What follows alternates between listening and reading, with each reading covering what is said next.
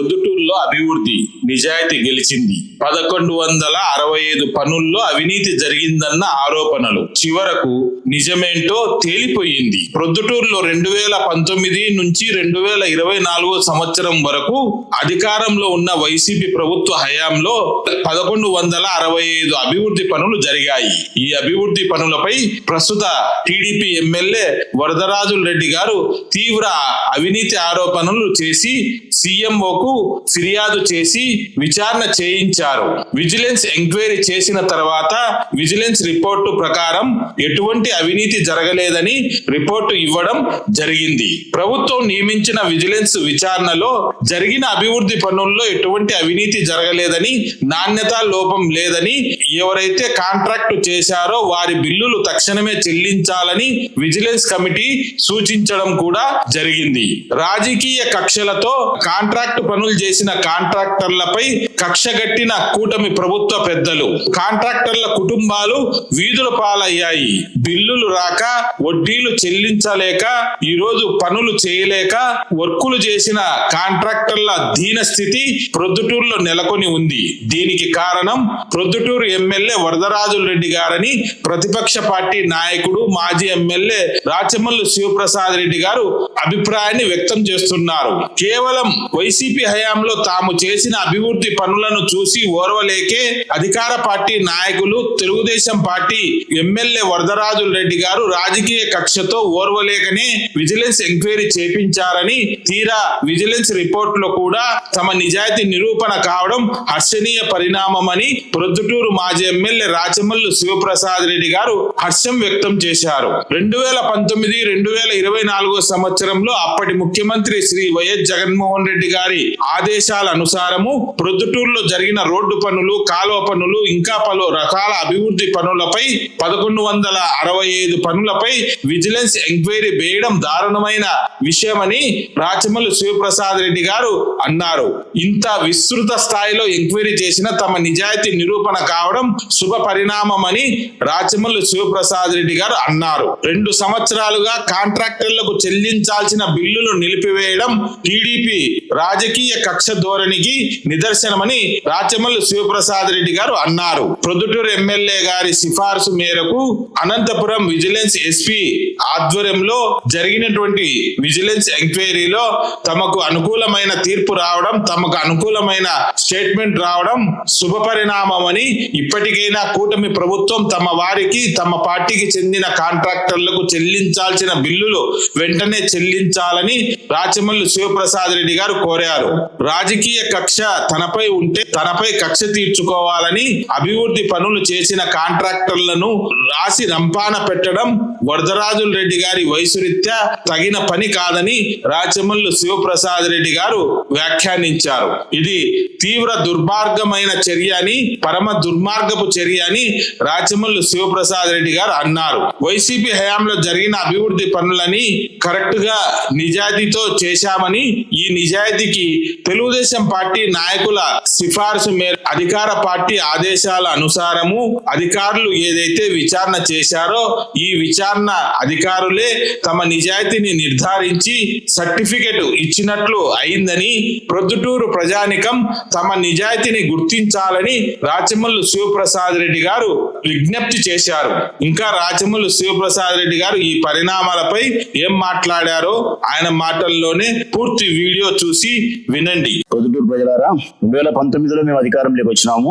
2024 వరకు మీ నమ్మకం చేత, మీ ప్రేమ చేత 2019లో మా పార్టీ అధికారంలోకి రాగలిగింది. నేను కూడా అధికార పార్టీ ఎమ్మెల్యే రాగలిగింది. మీరు పెట్టుకునే నమ్మకాన్ని పూర్తిగా నిలబెట్టుకునే క్రమంలోనే ఆ 5 సంవత్సరాలు మేము 19 ఆఖరికి కరోనా వచ్చి 2 సంవత్సరాలు మా పదవీ కాలం నిష్ప్రయోజనం అయిపోతే తక్కిన 3 సంవత్సరాల కాలమే, అంటే 2019 ఆఖరికి స్టార్ట్ అయింది. 2020 డిసెంబర్, 2021 నిష్ప్రయోజనం 2 సంవత్సరాలు, 22-23 మాత్రమే ఖచ్చితంగా చెప్పాలంటే పనిచేసింది. 2-2.5 సంవత్సరం. ఈ తక్కువ పీరియడ్ లో కూడా మీరు పెట్టుకునే నమ్మకాన్ని మేము గెలిపించాలనే ఒకే ఉద్దేశంతో ఎంతో కష్టపడినాం. ప్రొద్దుటూరులో జగన్మోహన్ రెడ్డి గారి నాయకత్వంలోను, మా ఎంపీ గారు అవినాష్ రెడ్డి గారి సహాయ సహకారాలతో నేను, మా పార్టీకి సంబంధించిన మున్సిపల్ చైర్మన్లు, వైస్ చైర్మన్లు, కౌన్సిలర్లు, సర్పంచ్లు, జెడ్పీటీసీలు, మండలాధ్యక్షులు అందరం కలిసి గ్రామీణ ప్రాంతాల్లో మొదలుకొని టౌన్ వరకు చాలా అభివృద్ధి కార్యక్రమాలు చేసినాం. 100 కోట్ల రూపాయల అభివృద్ధి కార్యక్రమాలు చేసినాం. 1000 కోట్ల రూపాయల అభివృద్ధి కార్యక్రమాలకు నిధులు తెచ్చినాం. ఎన్నో మంచి పనులు చేసినాం. అవి చాలా సార్లు చెప్పినా మీకు. మంచినీళ్ళు ఇవ్వగలిగినాం, పార్కులు కట్టగలిగినాం, రోడ్లు వేయగలిగినాం, కాలువలు కట్టగలిగినాం,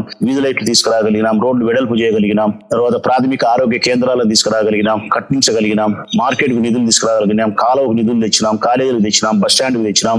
చాలా చేసినాం. ఆ క్రమంలోనే ప్రొద్దుటూరు మున్సిపాలిటీకి సంబంధించి కూడా మా కౌన్సిలర్లు, మా చైర్మన్, మా వైస్ చైర్మన్లు దాదాపుగా 1165 పనులు చేసినారు. ప్రజలారా మీకోసం జస్ట్ 2-3 ఏళ్ల కాలంలో 1165 పనులు చేసినారు. అంటే రోడ్డు, కాలువ, ఇవే, మిగతా ఏం కాదు. రోడ్డు, కాలువ, వీధి లైట్లు. ఎక్కడన్నా 1, 2, 3 వీధి లైట్లు వేసినది, మిగతా అన్ని రోడ్లు, కాలువలే. 1165 పనులు మా కౌన్సిలర్లు, మా చైర్మన్, మా వైస్ చైర్మన్ నేతృత్వంలో కాంట్రాక్టర్లు చేస్తే ఈ 1165 పనులకు డబ్బులు రావాల్సింటే కేవలం వీళ్ళు వైఎస్ఆర్ కాంగ్రెస్ పార్టీకి సంబంధించిన కాంట్రాక్టర్లు కాబట్టి వీళ్ళని ఇబ్బంది పెట్టాలా, డబ్బులు రాకుండా చేయాలని చెప్పి దుర్మార్గుడైనటువంటి మన ఎమ్మెల్యే వరదరాజరెడ్డి, పరమ దుర్మార్గుడు. ప్రజలారా, మామూలు దుర్మార్గుడు కాదు, పరమ దుర్మార్గుడు. నేను చెప్తాను చూడే, ఆయన అలంకారం మాత్రమే బాగుంటుంది, మనసంతా చెడిపోయింది. అధికారంలోకి వస్తాను వెనకమ్మడే పిటిషన్ పెట్టినాడు ముఖ్యమంత్రికి. వైఎస్ఆర్ కాంగ్రెస్ పార్టీ అధికారం ఉండేటప్పుడు చేసిన ప్రొద్దుటూరు మున్సిపాలిటీలో చేసిన అనేక రకాల అభివృద్ధి కార్యక్రమాలు ఉంటే 1165 పనులు చేస్తే 1165 పనులు అవినీతినంట. దానివల్ల ఎవరైనా కంప్లైంట్ చేసి ఏం చేస్తారు ప్రజలారా? ఇదిగో ఆ సుందరాచార్ల వీధిలో ఒకటి సరిగా చేయలే, లేకుంటే రామేశ్వరంలో ఒక రోడ్డు, లేకుంటే ఆడ గచ్చిపాటి లక్ష్మీదేవి దాంట్లో ఒక కాలువను సరిగా చేయలే అని 1, 2, 3, 4, 5, 10 పనులు ఫిర్యాదు చేస్తారు. ఏదైనా అనుమానం ఉంటే, ఈయనకు అనుమానం ఉంటే కదా పిల్లా గడ్డికి రానే ఉద్దేశం, బుద్ధి ఏదో పెట్టుకొని పిల్లా గడ్డికి రానే ఉద్దేశం. ఇక పని జరగలేదని కాదు, 1165 పనుల మీద బిల్లులు రాకూడదు, వీళ్ళకి లెక్కలు రాకూడదు, నాశనం చేయాలని చెప్పి 1165 పనులు అవినీతి జరిగింది, నాణ్యత లోపించింది, అన్ని అవకతవకలని చెప్పి ముఖ్యమంత్రి గారికి, మంత్రి గారికి, నారాయణ గారికి ఫిర్యాదు చేసి విజిలెన్స్ ఎంక్వైరీ వేపిస్తాడు. ఆ రోజు వేసిన విజిలెన్స్ ఎంక్వైరీ, ప్రారంభంలో వేసిన ఎంక్వైరీ 2 సంవత్సరాలు మాకు సంబంధించిన కాంట్రాక్టర్లు కావచ్చు, మాకు సంబంధించకుండా ఉండబడిన కాంట్రాక్టర్లు ఎవరైనా ఆయన పాపం పేదవాళ్ళు దాదాపు కోట్ల రూపాయల డబ్బు ఇవ్వకుండా నిలబెట్టారు. అది విచారణ చేసింది. మరి ఆ విచారణ తర్వాత నివేదిక ఏదో బయట పెట్టమని చెప్పి 100 సార్లు అడిగింటాడు బంగారెడ్డి. 100 సార్లు అడిగింటాడు. ఆ నివేదిక ఏదో బయట పెట్టాయని ఆ రోజు ఇచ్చినావు కదా చెప్పు అని చెప్పి వారం కిందట ప్రొద్దుటూరు మున్సిపల్ కమిషనర్ కు లేఖ వచ్చింది. డిఎంఏ దగ్గర నుంచి, ప్రభుత్వం దగ్గర నుంచి, డైరెక్టర్ ఆఫ్ మున్సిపల్ అడ్మినిస్ట్రేషన్ దగ్గర నుంచి, ఈ రాష్ట్రంలో మున్సిపల్ శాఖకి ఎవరైతే పెద్ద ఉంటాడో ఆయన దగ్గర నుంచి ఒక లేఖ వచ్చింది మున్సిపాలిటీకి. ఏమని? వరదరాజిరెడ్డి గారు 1165 పనులకు సంబంధించి పిటిషన్ ఇచ్చినాడు, పలానా తారీఖున మొత్తం అన్ని పనులు అవకతవకలు జరిగినా, అవినీతి జరిగింది కాబట్టి డబ్బులు ఇవ్వద్దని పెట్టాడు. దీని మీద మేము అనంతపురం పబ్లిక్ హెల్త్ ఎస్సీ గారికి విచారణాధికారిగా నియమించినాం. ఆయన విచారణ చేపట్టి విచారణ చేసినాడు. ఆయన నివేదిక ప్రభుత్వానికి సమర్పించినాడు. ఆ నివేదిక ఆధారం ప్రకారము ఈ కాంట్రాక్టర్లకు 1165 పనులకు సంబంధించి బిల్లులు చెల్లించండి. ఎందుకనగా ఈ 1165 పనులు పూర్తిగా నాణ్యతగా ఉండాయి. ఇది మ్యాటర్. పూర్తిగా నాణ్యతగా ఉండాయి. ఇందులో ఏదేగా అవకతవకలు జరగలేదు.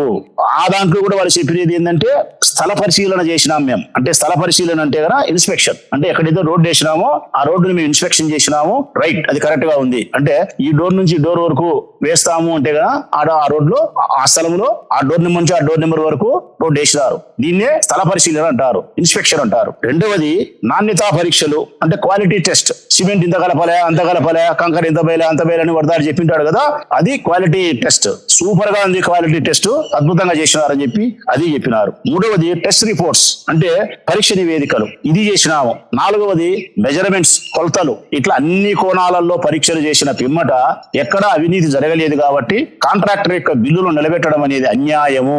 ఇది కూడా ఉంది దాంట్లో, ఆ రిపోర్ట్ లో, అన్యాయము. ఇంకా ప్రభుత్వం ఏం చెప్పింది, వాళ్ళ డిఎంఏ గారు చెప్పినది ఏంటంటే వీళ్ళకి బిల్లులు ఇవ్వకుండా ఉండడం అనేది న్యాయసమ్మతం కాదు అన్నాడు ఒక మాట. బిల్లులు న్యాయసమ్మతం కాదు అన్నాడు. రెండో మాట ఏమన్నాడు తెలుసునా, పారదర్శకత కాదు అన్నాడు. మూడో మాట ఏమన్నాడు తెలుసునా, ఇది మన జవాబుదారితనం కాదు ఇవ్వకుంటే అని చెప్పినాడు. చాలా పెద్ద మాటలు ప్రజల. ఈ మూడు డిఎంఏ గారి లెటర్లు వచ్చిన ఈ 3 మాటలు పెద్దది. బిల్లులు కాంట్రాక్టర్లు ఇవ్వకపోతే న్యాయసమ్మతం కాదు, పారదర్శకత కాదు, మన ప్రభుత్వానికి జవాబుదారితనం కూడా కాదు. అన్ని పరీక్షలు చేసినాం, కరెక్ట్ గా ఉన్నాయి, వీళ్ళకి బిల్లులు చెల్లించాల్సిందే. ఎందుకు ఇంత పరమ దుర్మార్గుడని వరదాడినంటే గనా ఇదే నాకు బాధ కలిగిన అంశం. ఆ లెటర్ లోనే ఉంది. ఏమని తెలుసునా, ఫిర్యాదు చేసినాడు ఎమ్మెల్యే గారు. ఆ ఫిర్యాదును మేము విచారణ చేస్తా ఉండే సందర్భంలో విచారణ తుది దశకు వచ్చే నాటికి మళ్ళీ ఇంకొక ఫిర్యాదు ఇచ్చినాడు. దాని మీదనే మళ్ళా ఏమని ఫిర్యాదు చేయమని. అని. అంటే ఆయన ఉద్దేశం ఆలస్యం జరగాల. దాంట్లో కూడా వాళ్ళు రాసినారు, విచారణ పూర్తి కాకుండా తుది రూపం దాల్చక ముందే మరొక ఫిర్యాదు చేసి కాలయాపన చేయడం సమంజసం కాదు. ఇట్లా చేస్తే, ఎన్ని నామాటలు కాదు ప్రజలారా, డిఎంఏ గారి లెటర్ లో ఇట్లా చేస్తే ఏ కాంట్రాక్టర్ కూడా అభివృద్ధి పనులు చేయడానికి ముందుకు రాడు. నెంబర్ 1. నెంబర్ 2, ఏ కాంట్రాక్టర్ ముందు రాకపోతే ప్రజలకు మౌలికమైన వసతులు అందవు. నెంబర్ 3, ప్రభుత్వం పైన నమ్మకం పోతుంది. నెంబర్ 4, పేద మధ్యది వర్గాలకు సంబంధించిన వాళ్ళు కాంట్రాక్ట్ చేసి ఉంటారు, వడ్డీల రూపంలో నష్టం వచ్చి వాళ్ళ కుటుంబాలు చితికిపోతాయి. ఈ మాట కూడా రాసినాడు. తక్షణమే వాళ్ళ బిల్లు చెల్లించండి.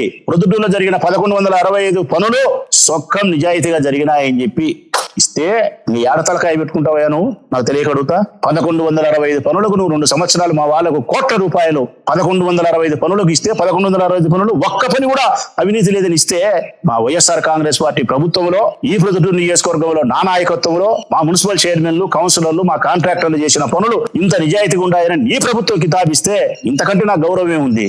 ఇంతకంటే నా కౌన్సిలర్లకు, నా చైర్మన్ కు, నా వైస్ చైర్మన్లకు కీర్తి ప్రతిష్టలు ఏముండాయి? ఇట్లా ఏ ఫిర్యాదు ఇచ్చినా ఇటువంటి ఫలితాలే వస్తాయి. పరమ దుర్మార్గుడివి నువ్వు. కేవలం వారి కుటుంబాలు నాశనం చేసేదానికే ఇంత అన్యాయం చేసావు నువ్వు. ఇది ప్రజలు గ్రహించాలని నా మనవి. చేతులు ఎత్తి ముక్కుతానా. మా నిజాయితీదే, మా కౌన్సిలర్లు, మా కాంట్రాక్టర్లు, మా చైర్మన్లు, వైస్ చైర్మన్ల యొక్క నిజాయితీ ఏ పాటిదో, వరదరాజరెడ్డి యొక్క అన్యాయం ఏ పాటిదో, రెండింటిని మీరు గ్రహించగలిగితే నాకు అదే 10,000 ప్రజలారా.